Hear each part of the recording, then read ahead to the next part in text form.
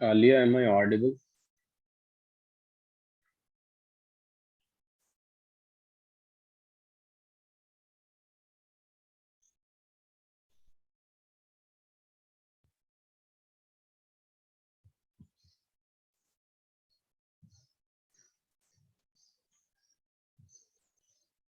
Okay. Yeah.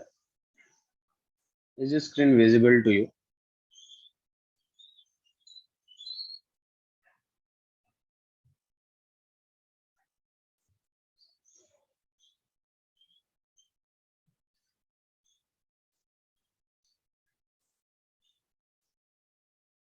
Please do this question.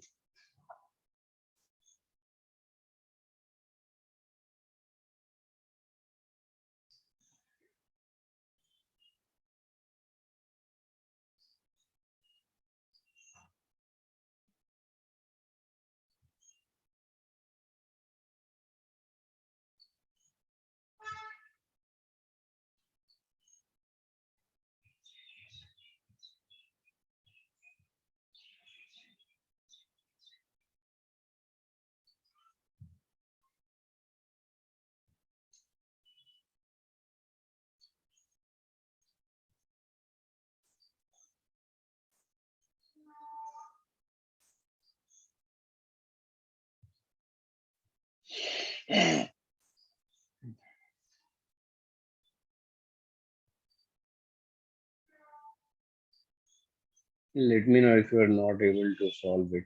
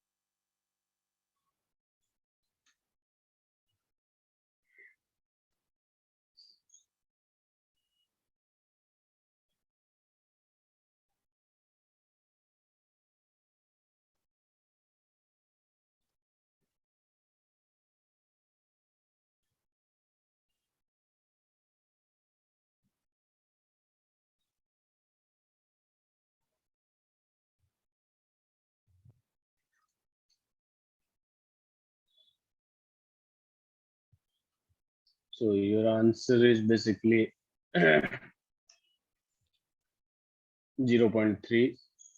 But what you have calculated, Alia, your answer is 0.3 for E not cell, and मैंने आपको दिया है E cell निकालने के लिए, तो यहाँ पे अप्लाई होगा आपका नर्स्ट इक्वेशन। लास्ट क्लास में मैंने आपको नर्स्ट इक्वेशन बताया था। नर्स्ट इक्वेशन का फॉर्मूला क्या होता है? E cell is equal to E not cell minus 0.059 upon n log of a reactant to the product upon log of reactant। अब देखिए इसमें आपको करना क्या है, बहुत ही आसान है, ठीक है। जो इनॉट सेल का वैल्यू निकाला है आपने, दैट्स वेरी गुड, उसको हम लोग कहाँ रख देंगे? इनॉट सेल का वैल्यू यहाँ रख देंगे। ये N number of electron transferred, यानी यहाँ पे जो भी आपको रिप्रेजेंटेशन दे रखा है, इससे रिएक्शन लिखिएगा, जिससे पता चल जाएगा नंबर ऑफ इलेक्ट्रॉन ट्रांसफर्ड कितना हुआ है, ठीक है। उसके बाद यहाँ प्रोडक्ट की बात करेंगे तो रिएक्शन लिखिएगा, तो उसमें प्रोडक्ट दिखेगा आपको, ठीक है, और फिर रिएक्टेंट भी दिखेगा, फिर उसको कर लेंगे। आप कर लीजिए।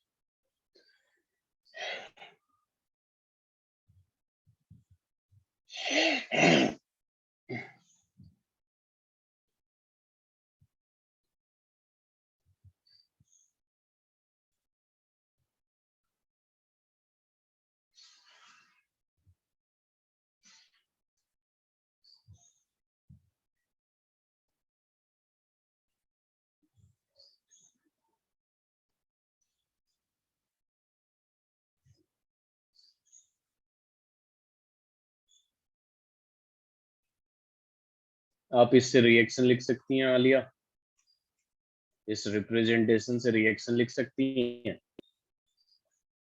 यस और नो?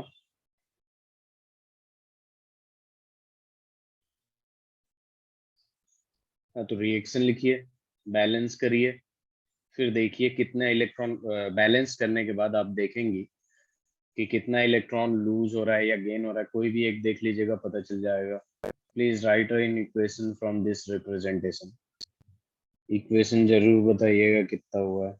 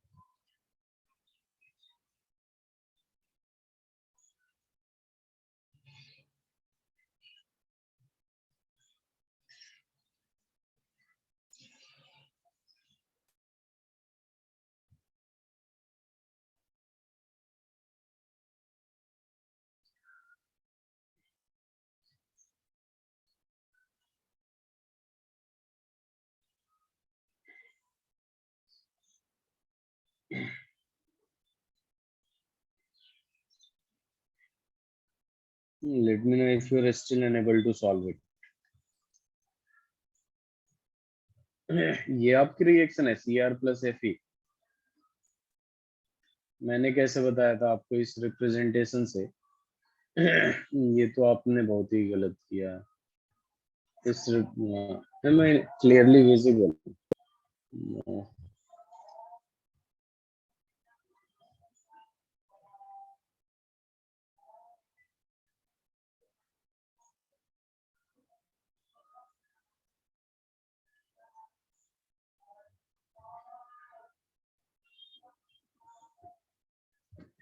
Wait a minute.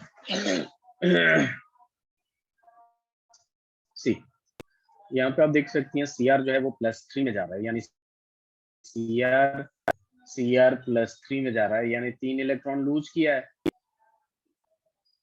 और यहाँ Fe+2 जो है वो Fe में जा रहा है, ऐसे जा रहा है ना, तो यहाँ पे ये 2 इलेक्ट्रॉन गेन किया होगा। तो मैंने क्या बताया था कि यहाँ पे सीधे सीधे देखिए, अगर ऐड करेंगे तो इलेक्ट्रॉन तो रह जाएगा, क्योंकि इधर 3 है इधर 2 है, तो इधर 2 से मल्टीप्लाई कर दीजिए और इधर 3 से मल्टीप्लाई कर दीजिए। तो यहाँ पे जैसे आपने 2 से मल्टीप्लाई करेंगी तो ये ऊपर वाला रिएक्शन क्या हो जाएगा, 2 chromium will give 2 Cr +3 +6 electron, और यहाँ पे अगर करेंगे तो ये क्या हो जाएगा, 3Fe+2 +3 2 6 electron will give 3Fe। अब यहाँ पे इलेक्ट्रॉन इजिली कैंसिल हो जाएगा, और यहाँ पे देख लीजिए आपके पास बचेगा क्या रिएक्शन। वेट, यहाँ पे रिएक्शन अपने पास क्या बचेगा, रिएक्शन बहुत आसान हो गया, जो कि आएगा 2Cr +3Fe+2, ये दोनों कैंसिल हो जाएगा, will give 2Cr +3 and 3Fe। अब ये देख लीजिए ये 0 से किस में जा रहा है, +3 में जा रहा है, ठीक है। तो टोटल नंबर ऑफ इलेक्ट्रॉन देख लीजिए, 0 से +3 में जा रहा है, एक के लिए, तो 2 के लिए n कितना हो जाएगा, 6 हो जाएगा, सिंपल। यहाँ पे भी देख सकती हैं, दूसरे वाले से भी चेक कर सकती हैं आप, ये +2 से किस में जा रहा है, 0 में जा रहा है, एक के लिए, एक एटम ऑफ आयरन के लिए +2 से 0 में जा रहा है, यानी 2 का चेंज है। तो यहाँ पे 3 2 जा कितना हो जाएगा, 6 का हो जाएगा या नहीं? बात समझ में आया? n कितना आ जाएगा, 6 आ जाएगा, ताकि नंबर ऑफ इलेक्ट्रॉन जो है ना वो इक्वल आ जाए। अगर यहाँ पे ऐड करती ना तो यहाँ पे 2 इलेक्ट्रॉन रह जाता, और यहाँ 2 और 3, तो इसको जब उधर भेजते तो 1 इलेक्ट्रॉन रह ही जाता है, इक्वेशन में आपका इलेक्ट्रॉन रह जाता है, इसलिए हमने मल्टीप्लाई किया 2 और 3 से, ताकि नंबर ऑफ इलेक्ट्रॉन सेम हो जाए, ठीक है, और इलेक्ट्रॉन कैंसिल हो जाए, इक्वेशन में इलेक्ट्रॉन ना बचे, बैलेंस किया बेसिकली हमने।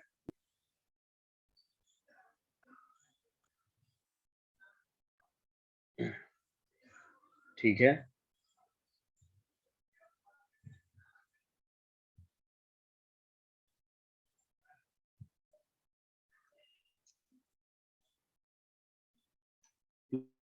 Please do it.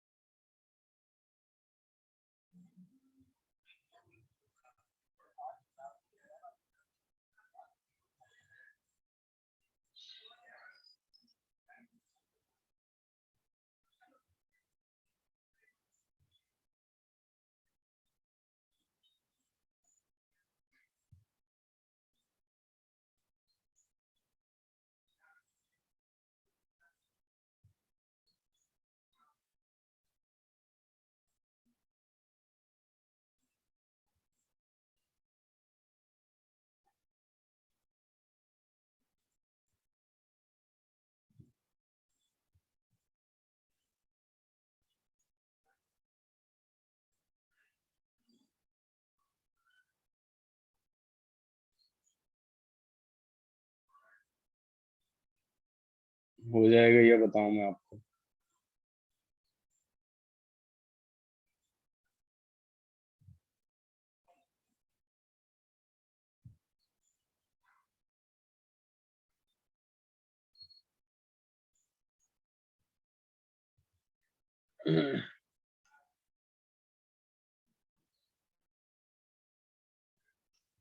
Wait a minute, अब देखिए यहाँ पे आपने एन तक आपको समझ में आ गया ना।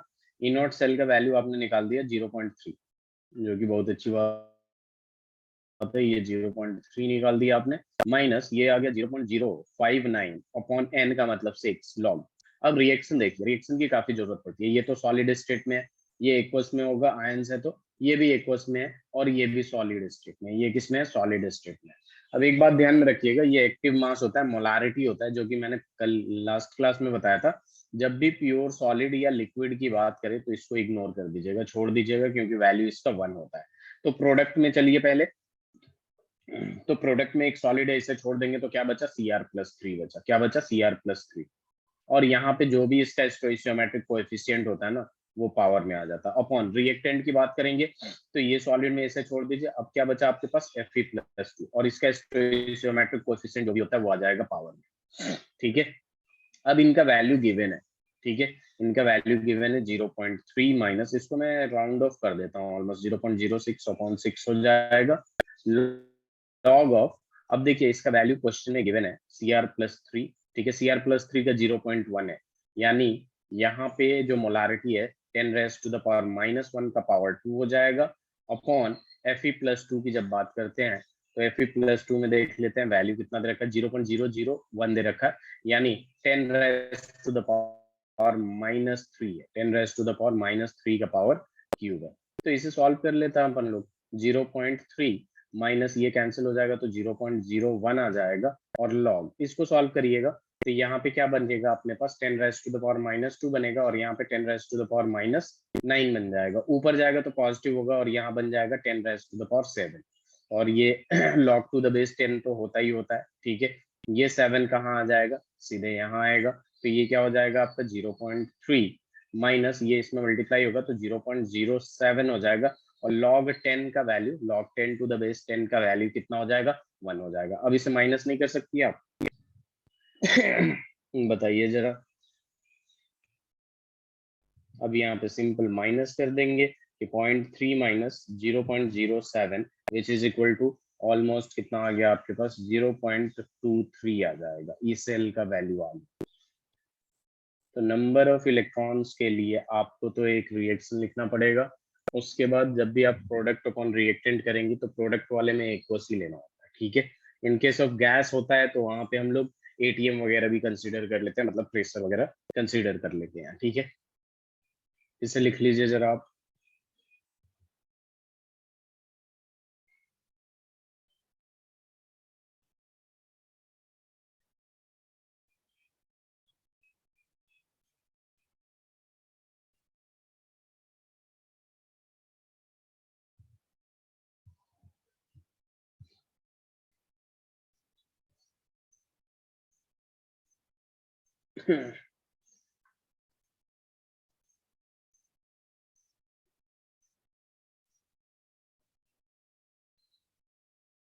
log 7 नहीं हुआ।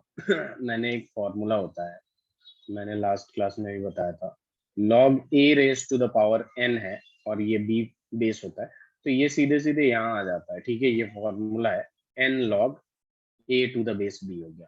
तो यहाँ पे अगर ये वाला समझ में आया कि नहीं, अगर इसको सॉल्व करेंगे तो 10 रेज टू द पावर 7 आएगा। यस और नो बताइए जरा। आपकी आवाज नहीं आ रही, चैट में बताइए। यस, तो यहाँ पे अगर ध्यान देंगी तो यहाँ क्या बचा, log 10 raise to the power 7 to the base 7, sorry 10।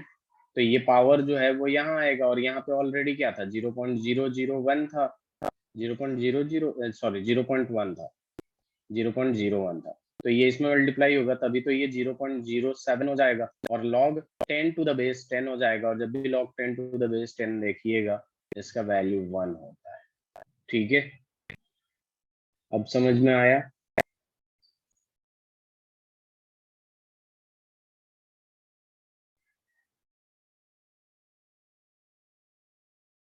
चलिए इसे लिख लीजिए जरा, फिर बताइए मुझे, इस पे क्वेश्चंस करने की जरूरत है।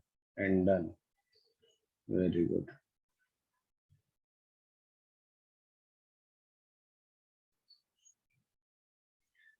चलिए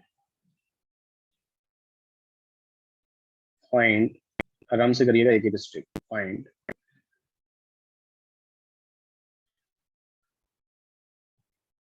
ईएमएफ ऑफ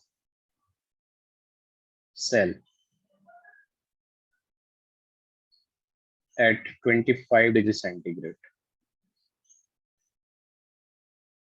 Zn/Zn +2, यहाँ दे रखा है 0.1 m, double slash Sn+2 0.01 m slash Sn। यहाँ पे दे दिया आपको E0 Zn+2 slash Zn is equal to 0.76 volt,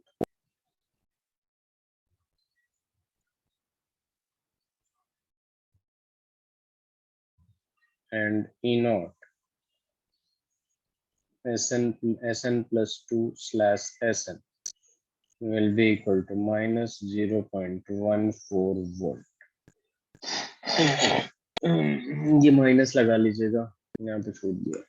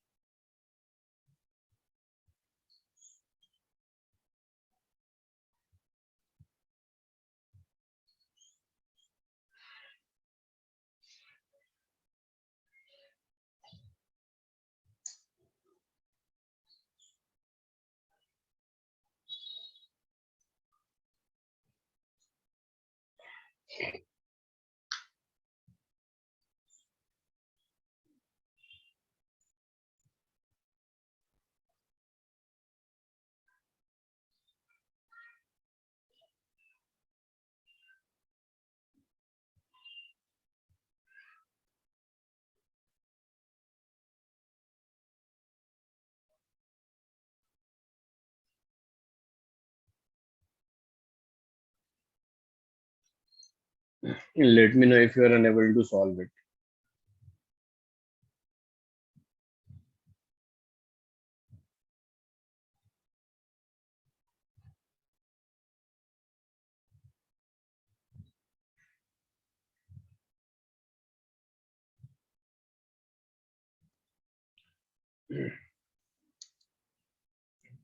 Today I will not be able to switch on my video.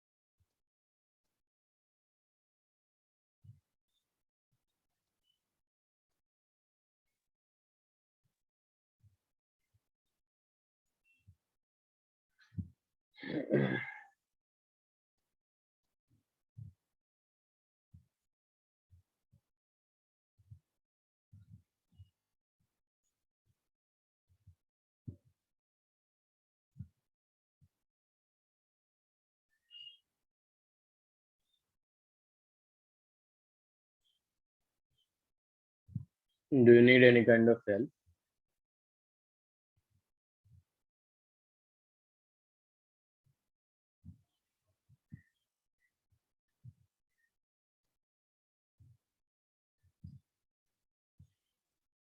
Okay.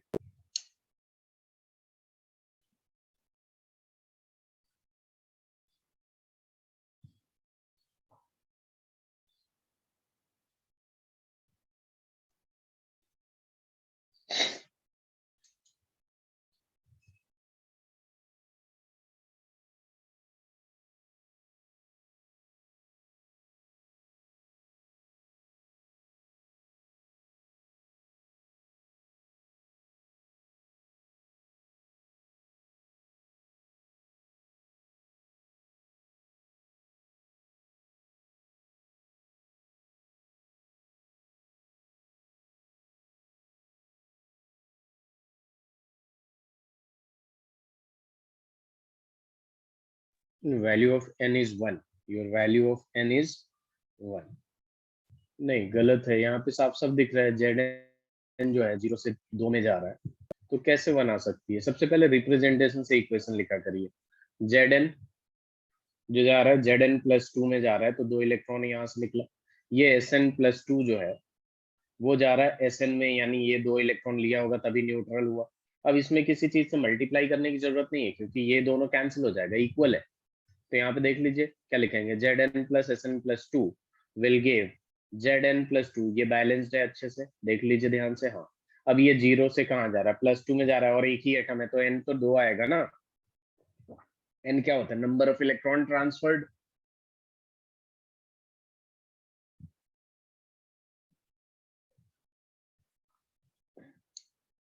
बहुत गलत बात है, बहुत इजी क्वेश्चन है ये।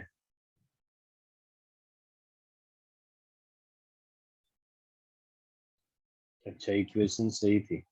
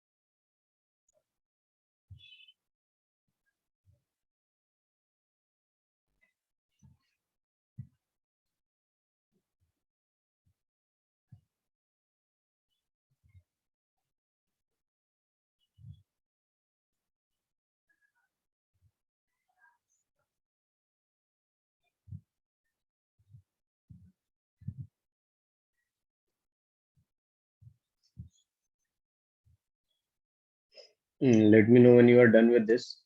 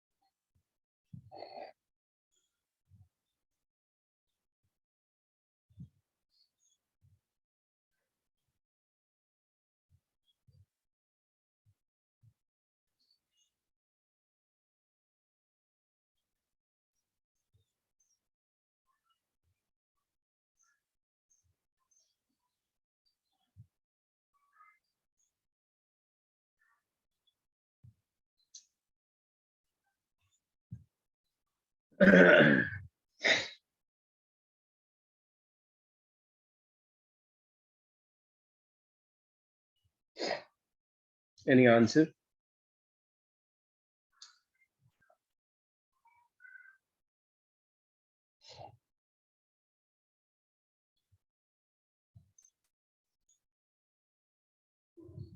Okay, take your time.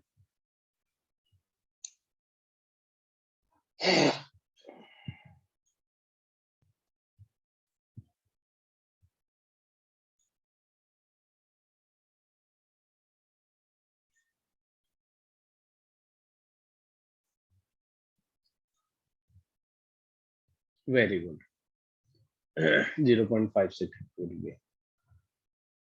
अब देखिए हम लोग यहाँ क्या करते हैं, टॉपिक डालिए इक्विलिब्रियम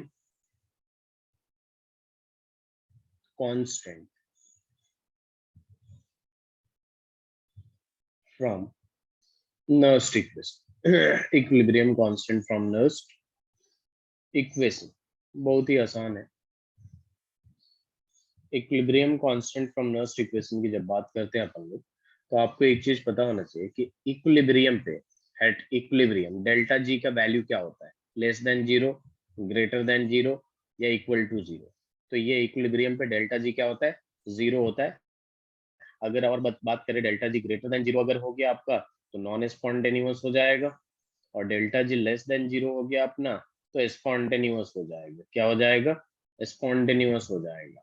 अब देखिए डेल्टा जी का एक फॉर्मूला मैंने बताया था, delta G is equal to N F E cell, N F E cell.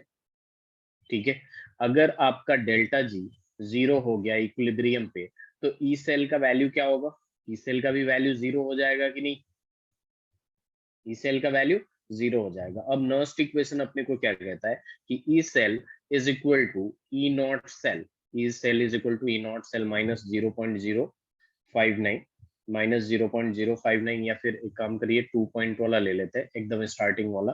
यहाँ पे ये कर सकते हैं 2.303 R T upon N F, और ये क्या हो जाएगा, log product upon reactant, log of product upon reactant. अब चूंकि ये क्या है आपका, ये है आपका E cell is equal to zero, equilibrium की बात कर रहे हैं, तो चूंकि इक्विलिब्रियम कांस्टेंट इक्विलिब्रियम पे होगा, तो ये क्या हो जाएगा, ई सेल जीरो हो जाएगा। तो ई नॉट सेल का वैल्यू अगर निकाले आप, तो E not cell is equal to क्या आ जाएगा, 2.303 R T upon N F.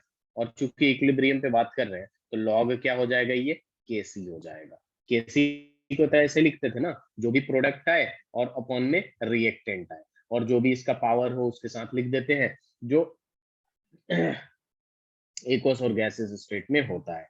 तो ये हो गया आपका इक्विलिब्रियम कांस्टेंट के साथ इसका रिलेशन। और यहाँ पे डायरेक्ट लिख सकते हैं लॉग के C to the base 10, class 11th में पढ़ा था ना आपने केसी के बारे में, is equal to E not cell into N F upon 2.303 R T, 2.303 R T. So please write it. आज हम लोगों को क्वेश्चन की प्रैक्टिस करना है नर्स्ट इक्वेशन पे, जो कि काफी इंपॉर्टेंट है।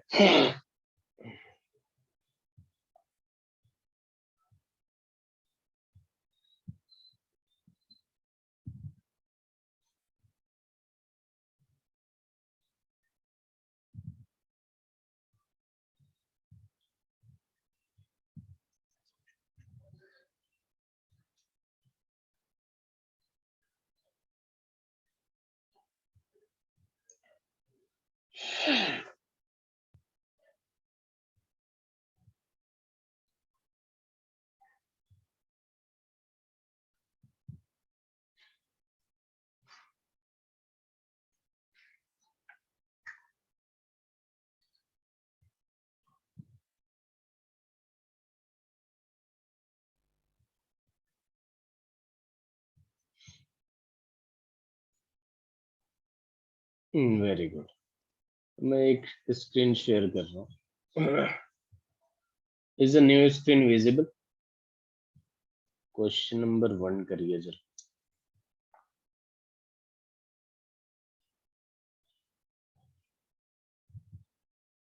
एक न्यू स्क्रीन दिख रहा है आपको?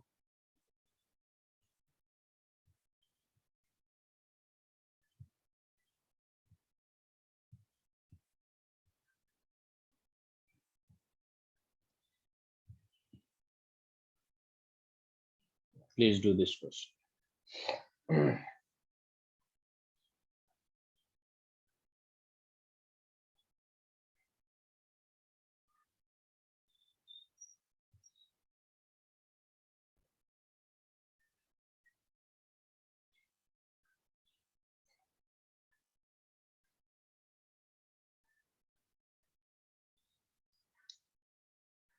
ना समझ आए तो भी बताइएगा, और आ जाए तो भी बताइए।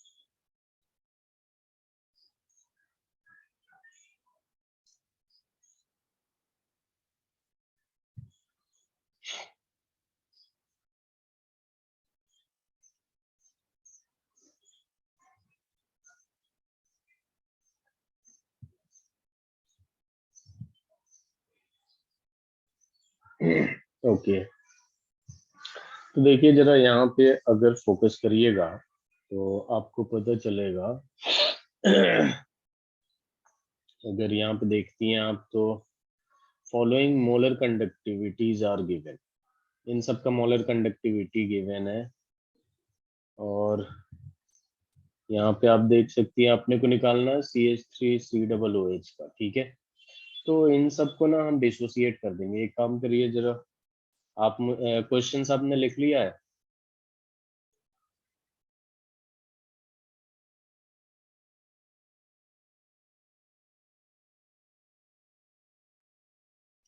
Very good. Alia, please let me know the question, क्या क्या गिवन है मैं आपसे पूछ रहा हूँ अभी, आप बता दीजिए, फिर हो जाएगा इजीली। तो यहाँ पे है आपके पास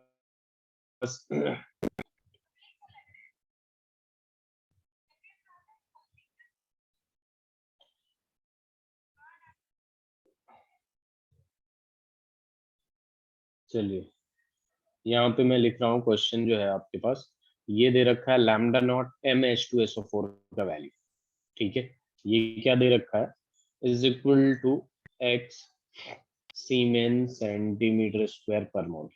और यहाँ पे दे रखा है lambda naught m K2SO4, K2SO4 जिसका वैल्यू है y सीमेन सेंटीमीटर स्क्वायर पर मोल। और फिर यहाँ पे आपके पास लैम्डा नॉट m CH3COOK का वैल्यू z सीमेन सेंटीमीटर स्क्वायर पर मोल। और अब अपने को जो निकालना है ना, वो किसका निकालना है, lambda naught m for CH3COOH का निकालना है, जो कि काफी आसान है। जरा ध्यान दीजिए, यहाँ पे CH3COO और H चाहिए अपना को, तो ये वाला पार्ट यहाँ से मिलेगा और H वाला पार्ट यहाँ से मिलेगा। तो अगर हम लोग इससे डिसोसिएट करते हैं तो ये किस तरीके से होगा, lambda naught m H plus, और प्लस में क्या आ जाएगा, lambda naught m SO4 minus 2। और जब बैलेंस करेंगी तो आपको पता है कि H2SO4 में 2H प्लस देता है, तो यहाँ पे 2 से मल्टीप्लाई कर देंगे। इन द सेम वे यहाँ से 2 से मल्टीप्लाई कर देंगे लैम्डा नॉट m, और ये K प्लस आ जाएगा, और यहाँ पे आ जाएगा आपके पास लैम्डा नॉट m SO4, क्या आ जाएगा, SO4 -2। अब जब इसे करेंगे अपन लोग, तो ये तो अकेला है, तो लैम्डा नॉट M ये आ जाएगा CH3COO-, इसको डिसोसिएट करेंगे तो, और ये हो जाएगा लैम्डा नॉट M K+। यहां तक समझ में आया क्या? बताइए। अब देखिए, अपने को अगर इसको डिसोसिएट करते हैं, तो डिसोसिएट करने के बाद इसको क्या मिलेगा? CH3COO- और प्लस में आ जाएगा लैम्डा नॉट M H+। यानी अपने को क्या चाहिए? अपने को तो एक ये चाहिए, इसके बराबर होगा, और एक ये चाहिए, यानी 2H+ अपने को नहीं चाहिए, अपने को चाहिए 1H+। तो एक काम करते हैं ना हम लोग, इसको डिवाइडेड बाई 2 कर देंगे। इसको क्या कर देंगे? Divided by 2। ठीक है, तो इसको डिवाइडेड बाई 2 कर देंगे तो ये H तो बन जाएगा, लेकिन प्रॉब्लम ये होगा कि SO4 कैसे कटेगा? तो हम यहाँ पे क्या करेंगे ना, कि इसको और इसको डिवाइडेड बाई 2 कर देंगे, डिवाइडेड बाई 2। तो डिवाइडेड बाई 2 करने के बाद यहाँ पे, और डिवाइडेड बाई 2 करने के बाद इसको ऐड, बेसिकली इन दोनों को ऐड कर दीजिएगा, पहला और थर्ड इक्वेशन को ऐड कर दीजिएगा, और मतलब 1+3 -2 कर दीजिए। और उससे पहले इंपॉर्टेंट ये है कि 1/2 कर दीजिए, और 3 को ऐसे ही रहने दीजिए, और 2/2 कर दीजिए। बात समझ में आया? फर्स्ट वाले इक्वेशन को 2 से डिवाइड करना है, सेकंड वाले इक्वेशन को भी 2 से डिवाइड करना है, और थर्ड वाले इक्वेशन को उसमें ऐड कर देना है, और फर्स्ट और सेकंड माइनस कर देना है। तो यहाँ पे जब आप ये करिएगा तो ये x/2 और यहाँ पे क्या आ जाएगा? Plus z -y/2। तो यहाँ पे क्या आ जाएगा? x/2 -y/2 plus z। तो यहाँ पे देख लीजिए ऑप्शन कौन सा मिल रहा था यहाँ पे अपने पास।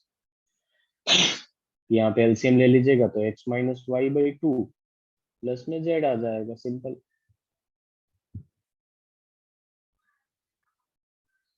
इसे कर लीजिए और इसे बताइए, फिर मैं दूसरा क्वेश्चन देता हूँ आपको।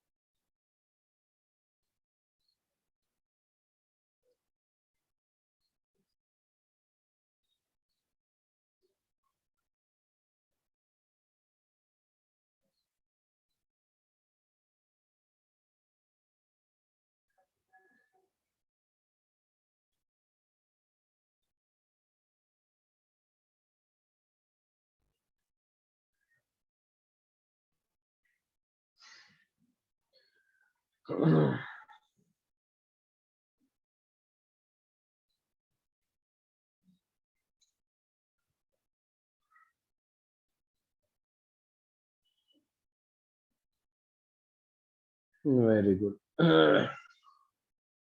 Let me give you another question.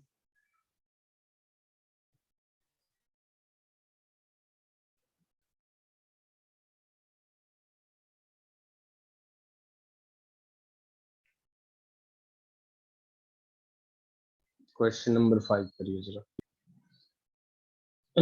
Please do question number 5.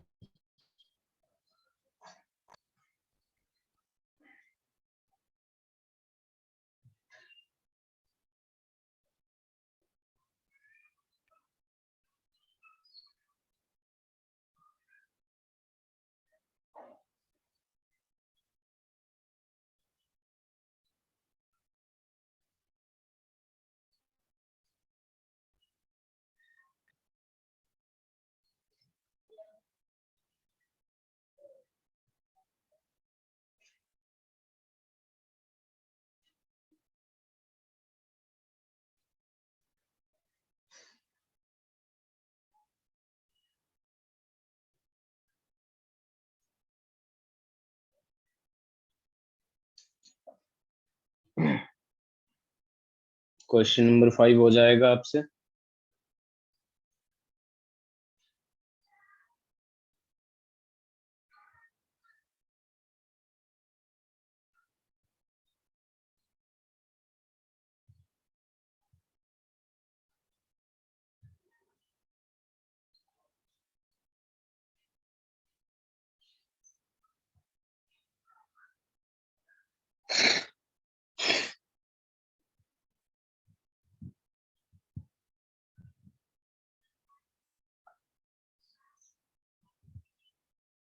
Okay, thank you. Please do it.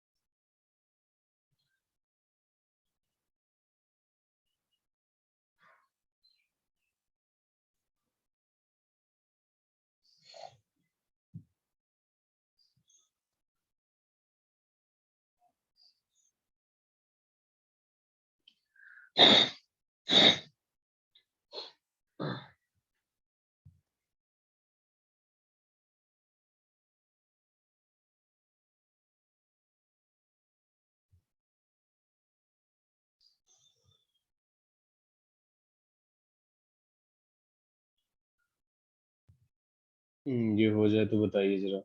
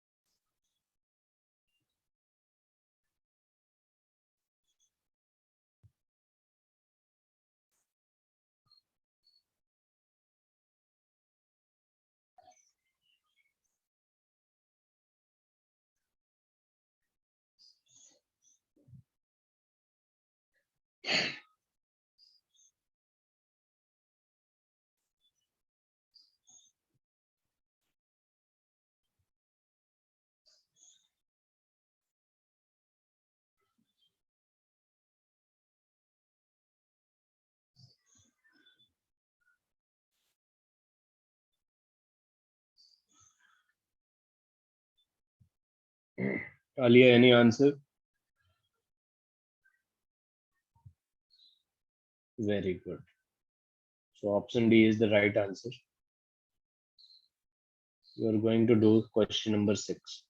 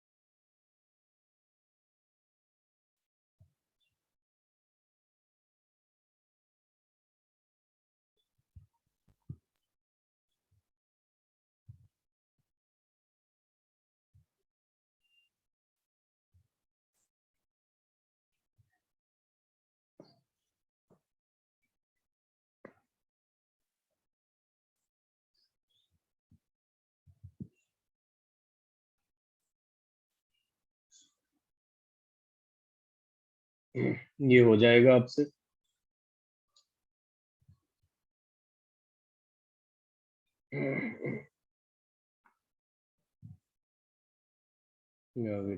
Very good.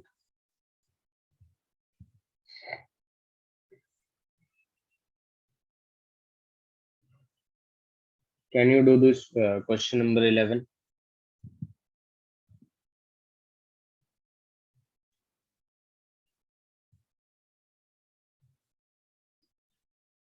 बहुत इजी है।